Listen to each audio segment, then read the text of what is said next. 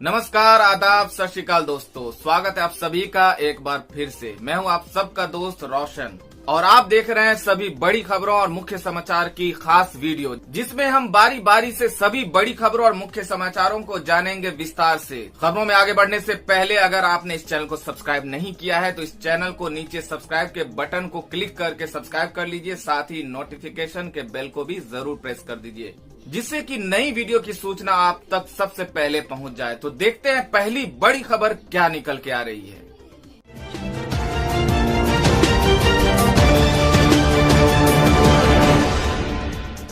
दोस्तों, इस वक्त की पहली बड़ी खबर में बात कर लेते हैं कोरोना संक्रमण के ताजा रिपोर्ट के बारे में। तो बता दें कि 24 घंटों में सामने आए कोरोना के 2293 नए केस, मरीजों की संख्या 37,000 के पार। बता दें कि जानलेवा कोरोना वायरस ने इस समय पूरी दुनिया में कोहराम मचा रखा है। भारत में भी कोरोना वायरस के मामले लगातार बढ़ रहे हैं।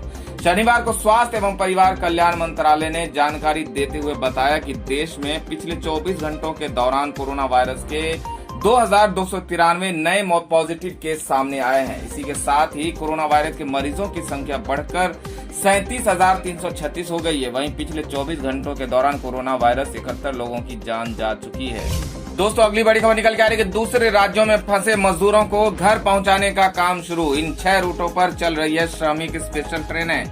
बता दें कि देश में अलग अलग हिस्सों में फंसे लोगों को निकालने के लिए रेलवे ने मेगा ऑपरेशन शुरू कर दिया है। कल देश के अलग अलग हिस्सों में लॉकडाउन की वजह से फंसे मजदूरों को लेकर चली 6 ट्रेनें अब मंजिल पर पहुंचने लगी है। कल रात तेलंगाना से चली ट्रेन 1200 मजदूरों को लेकर रांची के हटिया पहुंची, तो आज सुबह नासिक से चले 400 मजदूर ट्रेन से भोपाल पहुंच गए। रेल मंत्रालय की गाइडलाइन के मुताबिक 6 ट्रेन प्रयोग के तौर पर चलाई गई, जिनमें शामिल हैं तेलंगाना से झारखंड के बीच, महाराष्ट्र के नासिक से यूपी के लखनऊ तक, नासिक से एमपी के भोपाल तक, राजस्थान के जयपुर से बिहार के पटना तक, राजस्थान के कोटा से झारखंड के रांची तक और केरल के अलुवा से ओडिशा के भुवनेश्वर के बीच ट्रेनें। दरअसल गृह मंत्रालय ने अलग अलग जगहों पर फंसे मजदूरों, तीर्थयात्रियों और छात्रों के लिए रेल मंत्रालय को स्पेशल ट्रेन चलाने की अनुमति दे दी है। खास बात यह है कि इन ट्रेनों में सोशल डिस्टेंसिंग का ध्यान रखा जा रहा है।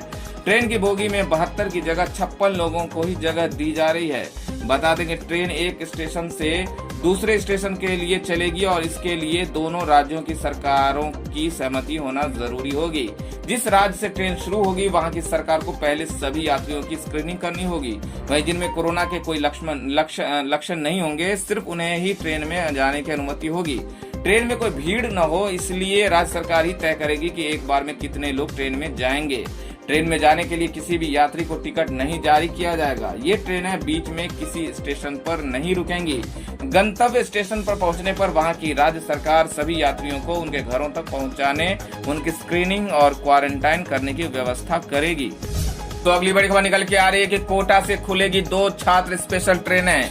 एर्नाकुलम त्रिपुर से सोमवार को दानापुर पहुंचेगी 2 ट्रेनें। बता दें कि दूसरे राज्यों में फंसे मजदूर, छात्र और अन्य जरूरतमंदों को बिहार लाने के लिए राज्य सरकार ने पूरे प्रबंध किए हैं। रविवार को कोटा से छात्रों को लेकर 2 स्पेशल ट्रेनें खुलेंगी। एक ट्रेन सोमवार को बेगूसराय पहुंचेगी और दूसरी ट्रेन गया पहुंचेगी।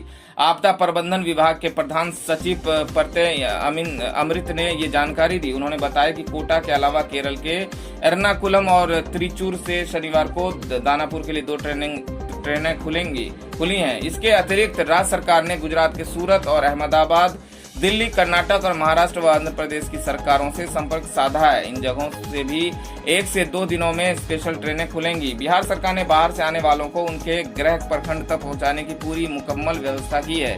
उन्होंने बताया कि मुख्यमंत्री नीतीश कुमार स्वयं दिन में 2 बार इसकी समीक्षा कर रहे हैं। दोस्तों, अगली बड़ी खबर निकल के आ रही है कि 1200 बिहारी यात्रियों को लेकर बिहार के दानापुर रेलवे स्टेशन पहुंची पहली स्पेशल ट्रेन। खिल उठे छात्रों और मजदूरों के आंसुओं से भीगे चेहरे। बता दें कि बिहार के छात्रों, कामगारों को लेकर आ रही लॉकडाउन के बीच पहली कोई ट्रेन बिहार की राजधानी पटना के दानापुर रेलवे स्टेशन पहुंच गई है। इस दौरान ट्रेन से आने वाले श्रमिकों के आगमन का स्वागत बिहार के स्वास्थ्य मंत्री मंगल पांडे ने किया। बता दें कि इस दौरान उन्होंने कहा कि राज्य प्रशासन सभी को गंतव्य तक पहुंचाएगा। अब सारे मजदूरों की स्क्रीनिंग की जाएगी। कुल 3 बार स्क्रीनिंग होने के बाद ही सभी लोगों को बसों से भेजा जाएगा। पटना के जिलाधिकारी कुमार रवि और एसएसपी उपेंद्र शर्मा के साथ भारी संख्या में फोर्स और आर्मी जवानों की मुस्तैदी के बीच सभी यात्रियों को मेडिकल की टीम स्कैनिंग करके उन्हें उनके गंतव्य स्थानों तक जाने वाली बसों में बिठाने में लगी है। सबसे पहले बाहर से आए बिहारी यात्रियों के सोशल डिस्टेंसिंग के साथ स्टेशन पर उतरने और बाहर निकलने के लिए एक विशेष टीम लगी हुई थी। वहीं बार बार सभी यात्रियों को आराम से अपनी बारी का इंतजार करके ही ट्रेन से उतरने की उद्घोषणा की जा रही थी। तो अगली बड़ी खबर निकल के आ रही है कि लॉकडाउन में प्रवासी मजदूरों को घर पहुंचाने के लिए सूरत से चलाई गई स्पेशल ट्रेनें। कोरोना लॉकडाउन के बीच गुजरात में फंसे अन्य राज्यों के श्रमिकों को घर पहुंचाने के लिए रेलवे द्वारा स्पेशल ट्रेनें चलाई गई हैं। अकेले सूरत से 20 श्रमिक ट्रेनें शुरू की गई हैं। ये जानकारी पश्चिमी रेलवे के चीफ पैसेंजर ट्रैफिक मैनेजर ने दी। उन्होंने मुख्य परिचालन प्रबंधक से कहा कि सूरत से 20 रैक तैयार करके रखें। पहली ट्रेन ओडिशा के लिए शनिवार शाम ही रवाना हो जाएगी। इस पर रेलवे और कलेक्टर के बीच सहमति बन गई है। यूपी बिहार के लिए भी श्रमिक स्पेशल ट्रेन चलाने की मंजूरी मिल गई है। बता दें कि सूरत स्टेशन पर उड़ीसा के लिए ट्रेन चलाने को लेकर तैयारियां शुक्रवार को ही शुरू हो गई थी। बता दें कि जानकारी के अनुसार गुजरात सरकार की उड़ीसा के लिए ट्रेन चलाने की अनुमति के साथ ही रेलवे ने सुबह से दोपहर तक सूरत रेलवे स्टेशन पर बैरिकेडिंग कर दी और सभी अन्य इंट्रेंस को बंद कर केवल मुख्य इंट्रेंस खुला रखा। यहां से स्टेशन परिसर के अंदर तक बैरिकेडिंग की गई और 1-1 मीटर का सोशल मार्किंग भी किया। पहले शुक्रवार शाम 4 बजे तक ट्रेन रवाना करने की योजना थी, लेकिन कलेक्टर और रेलवे के बीच बैठक के कारण इस टाइम को रिवाइज कर दिया गया। वहीं मजदूरों के जरिए कोरोना फैलने की बात को स्वास्थ्य मंत्रालय ने नकार दिया। स्वास्थ्य मंत्रालय ने आज कहा कि घर लौट रहे प्रवासी कामगारों में कोविड-19 का खतरा नहीं है। उन्हें ट्रेनों के जरिए उनके शहर कस्बों तक पहुंचाया जा रहा है। तो दोस्तों, खबरों में आगे बढ़ने से पहले बात कर लेते हैं आज के माइंड क्विज के सवाल का, जिसका जवाब देकर आप जीत सकते हैं एक बम्पर इनाम। तो देखते हैं आज का सवाल क्या है। आज का सवाल है, आपको बताना है कि हिमाचल प्रदेश की राजधानी कहाँ है। सही जवाब कमेंट में लिख सकते हैं और सही जवाब देने वाले को रैंडमली सिलेक्ट करके उन्हें दिया जा सकता है एक शानदार इनाम। तो देखते हैं अगली बड़ी खबर क्या है। दोस्तों, अगली बड़ी खबर निकल के आ रही है कि महाराष्ट्र के सभी लोगों को फ्री हेल्थ कवर देगी उद्धव सरकार। ऐसा करने वाला पहला राज्य।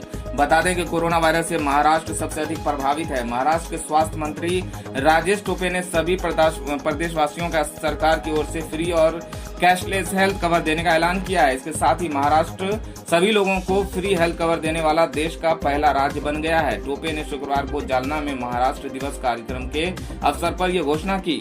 बता दें कि महाराष्ट्र के स्वास्थ्य मंत्री राजेश टोपे ने बताया कि वर्तमान में राज्य की 85% आबादी महात्मा ज्योति फुले जन आरोग्य योजना के तहत कवर है और इसका लाभ शेष 15% आबादी को भी दिया जाएगा।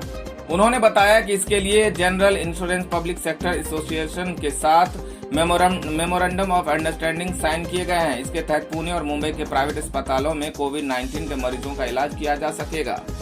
दोस्तों, अगली बड़ी खबर निकल के आ रही है कि प्रियंका गांधी ने पीएम केयर्स फंड पर उठाए सवाल। बोली, सरकारी ऑडिट होनी चाहिए। कोरोना वायरस के केस लगातार देश में बढ़ते जा रहे हैं। देश कोरोना संकट से जूझ रहा है। इसी बीच कांग्रेस की महासचिव प्रियंका गांधी ने प्रधानमंत्री केयर्स फंड पर सवाल उठाया है। उन्होंने मांग की है कि प्रधानमंत्री केयर्स फंड की सरकारी ऑडिट कराई जाए। इसके साथ ही प्रियंका गांधी देश से भाग चुके बैंक चोरों के 68,000 करोड़ रुपयों को लेकर भी सवाल उठाया है। प्रियंका गांधी ने ट्वीट किया कि जब जनता त्राहिमाम कर रही है, राशन पानी नकदी की किल्लत है और सरकारी महकमा सब 100 रुपये पीएम केयर के लिए वसूल रहा है, तब हर नजरिए से उचित रहेगा कि पीएम केयर की सरकारी ऑडिट भी हो। प्रियंका गांधी ने आगे कहा कि देश से भाग चुके चोरों के 68,000 करोड़ माफ किए जा चुके हैं, उसका भी हिसाब चाहिए। संकट के समय जनता के सामने पारदर्शिता महत्वपूर्ण है। इसमें दोनों जनता और सरकार की भलाई है। बता दें कि जब प्रधानमंत्री नरेंद्र मोदी ने 21 दिन के लॉकडाउन की घोषणा की थी, तब इलाज के लिए कोरोना की इस जंग में मदद के लिए प्रधानमंत्री मोदी के पीएम केयर्स फंड में देश के लोगों को दान देने की अपील की थी। इसमें कई लोगों ने दिल खोलकर राशि दी। कई बड़ी हस्तियों के साथ आम जनता भी मदद राशि देने आगे आई। दोस्तों, अगली बड़ी खबर निकल के आ रही है कि स्पेशल ट्रेन से दानापुर स्टेशन पहुंचे 1187 प्रवासी श्रमिकों को अलग अलग कमरों में रखकर खिलाया गया खाना, फिर मांगी गई ये जानकारी। बता दें कि लॉकडाउन लागू होने के बाद फंसे 1187 प्रवासी मजदूरों को जयपुर से लेकर पहली श्रमिक स्पेशल ट्रेन शनिवार को यहां दानापुर रेलवे स्टेशन पर पहुंची। स्पेशल ट्रेन से दानापुर स्टेशन पहुंचने के बाद सबसे पहले बाहर से आए बिहारी यात्रियों को ट्रेन से बाहर निकलने पर इन सबों को स्थानीय रेलवे स्कूल में सोशल डिस्टेंसिंग के साथ और हाथ को सैनिटाइज से धोने के बाद अलग अलग कमरों में रखकर खाना खिलाया गया। जहां सबों को एक फॉर्म देकर व्यक्तिगत रूप से नाम, पता, मोबाइल नंबर, अगर कोरोना के लक्षण सर्दी, खांसी, बुखार आदि है तो इसकी जानकारी फॉर्म के माध्यम से मांगी गई। फॉर्म भरने के बाद इन सबों का थर्मल स्क्रीनिंग करने के बाद जांच की गई।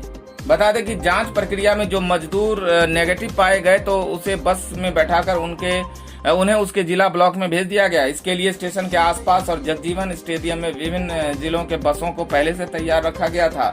जयपुर से बिहारियों को लेकर चली ये ट्रेन आज दोपहर 1:15 बजे आने वाली थी, जो करीब 2 बजे दानापुर स्टेशन पहुंची है। बता दें कि जिन इलाकों में ये यात्री जा रहे हैं उन्हें वहां सरकारी स्तर पर प्रखंड स्तरीय क्वारंटाइन सेंटरों में 21 दिन तक रखा जाएगा। दोस्तों अगली बड़ी खबर निकल कर कि नाई की दुकान और सैलून को खोलने की मिली अनुमति। ई कॉमर्स कंपनियों को भी छूट, लेकिन ये हैं शर्तें। बता दें कि देश में कोरोना वायरस के बढ़ते संक्रमण को देखते हुए केंद्र सरकार ने लॉकडाउन को 17 मई तक आगे बढ़ा दिया है। हालांकि सरकार ने लोगों को लॉकडाउन में कुछ शर्तों के साथ छूट भी दी है, लेकिन इसे के लिए भी गृह मंत्रालय ने कोरोना वायरस के संक्रमित इलाकों को जोन में बांट दिया है और उसी के अनुरूप में लॉकडाउन में छूट दी गई है। बता दें कि लॉकडाउन के दौरान लोगों को सबसे अधिक बाल और दाढ़ी को लेकर हो रही थी, क्योंकि इस दौरान नाई और सैलून की दुकानें पूरी तरह बंद थी। नाई और सैलून की दुकानें बंद रहने से लोगों को काफी दिक्कतों का सामना करना पड़ रहा था, लेकिन गृह मंत्रालय ने अब अपने नए संशोधन में नाई और सैलून की दुकानों को खोलने की मंजूरी दे दी है, लेकिन ये सभी जोन के लिए नहीं है। केंद्रीय गृह मंत्रालय ने शनिवार को स्पष्ट कहा कि 4 मई से शुरू हो रहे लॉकडाउन के तीसरे चरण में हरित और ऑरेंज जोन में नाई की दुकान एवं सैलून को खोलने की अनुमति होगी। इसके अलावा ई कॉमर्स कंपनियां इन क्षेत्रों में गैर अनिवार्य सामान की बिक्री भी कर सकेगी।